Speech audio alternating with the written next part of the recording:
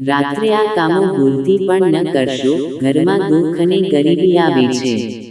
મારા વહાલા ભક્તો, આજે હું તમને રાત્રિના કેટલાક એવા નિયમો જણાવવા આવી છું, જે આપણા પૂર્વજો વર્ષોથી માનતા આવ્યા છે.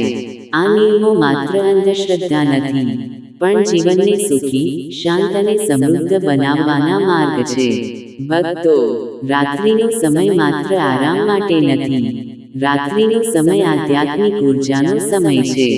દિવસ દરમિયાન માણસ બહારની દુનિયામાં વ્યસ્ત રહે છે, પણ રાત્રે ઘરનું વાતાવરણ, તમારી ઉર્જા અને તમારા વિચારો સૌથી વધુ અસર કરે છે.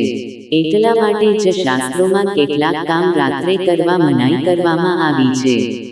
મારા વહાલા ભક્તો, સૌથી પહેલું કામ, રાત્રે ઝાડુ ન મારવો. શાસ્ત્રો કહે છે, રાત્રે ઝાડુ મારવાથી જે ઘરમાંથી દૂર જાય છે. ભક્તો, ઝાડુ ફક્ત કચરો સાફ કરતું સાધન નથી, તે ઘરની સમૃદ્ધિ સાથે જોડાયેલું માનવામાં આવે છે. રાત્રે ઝાડુ મારવાથી ઘરની સકારાત્મક ઉર્જા પણ બહાર નીકળી જાય છે. એટલા માટે, જો બહુ જરૂરી ન હોય, તો રાત્રે ઝાડુ ન મારવો. રાત્રે દૂધ ઉધાર ન આપવું. ભક્તો, દૂધને ચંદ્ર અને સમૃદ્ધિનું પ્રતીક માનવામાં આવે છે. રાત્રે દૂધ ઉધાર આપવાથી ઘરની શાંતિ અને સુખમાં ઘટાડો થાય છે એવી માન્યતા છે. એટલા માટે આપણા વડીલો રાત્રે દૂધ, દહીં કે છાશ આપવાનું ટાળતા. રાત્રે વાળ અને નખ ન કાપવા. મારા ભક્તો, આજના સમયમાં લોકો આ વાતને સામાન્ય માને છે, પણ શાસ્ત્રોમાં રાત્રે નખ અને વાળ કાપવાનું અશુભ કહેવાયું છે, કારણ કે રાત્રિનો સમય શરીરને આરામ આપવાનો છે, અને એ સમયે શરીર પર કાપકૂપ કરવી શુભ માનાતી નથી. જૂના સમયમાં પ્રકાશ ઓછો હોવાથી ઈજા થવાનો ભય પણ રહેતો, પણ આધ્યાત્મિક રીતે પણ આ નકારાત્મક ઉર્જા વધારતું માનવામાં આવ્યું છે. રાત્રે કપડાં ન સીવવા. ભક્તો, શાસ્ત્રોમાં કહેવામાં આવ્યું છે કે રાત્રે કપડાં સીવવાથી ઘરમાં કલહ અને ચિંતા વધે છે, કારણ કે રાત્રિનો સમય શાંતિનો સમય છે, અને એ સમયે સિલાઈ કામ મનને અશાંત બનાવે છે. રાત્રે દેવું લેવું કે આપવું નહીં. મારા વહાલા ભક્તો, રાત્રે પૈસાની લેવડ દેવડ શુભ માનવામાં આવતી નથી. એવું માનવામાં આવે છે કે રાત્રે પૈસા આપવાથી ઘરની લક્ષ્મી બહાર જાય છે, અને રાત્રે દેવું લેવાથી મન પર ભાર વધે છે. એટલા માટે શક્ય હોય તો આર્થિક વ્યવહાર દિવસ દરમિયાન જ કરવા.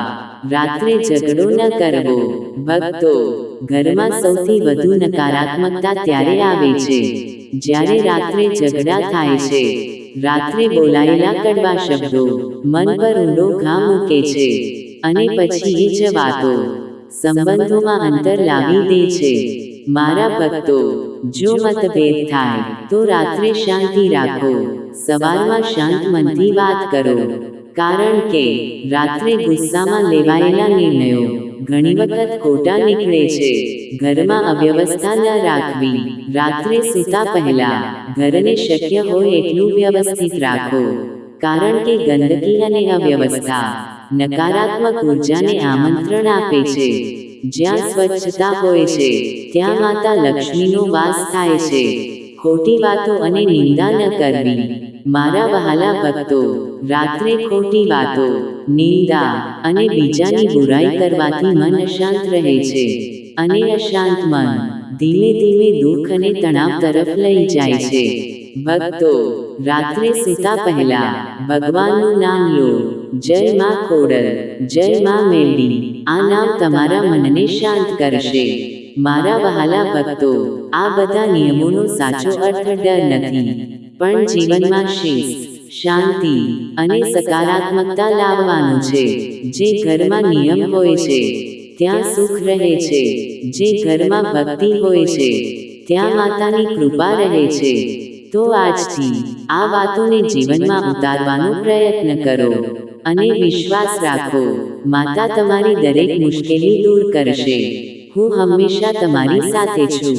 તમારા દરેક દુઃખમાં, તમારા દરેક સંઘર્ષમાં, તમારા ઘરમાં સુખ, શાંતિ અને સમૃદ્ધિ લાવો. જય માં ખોડલ.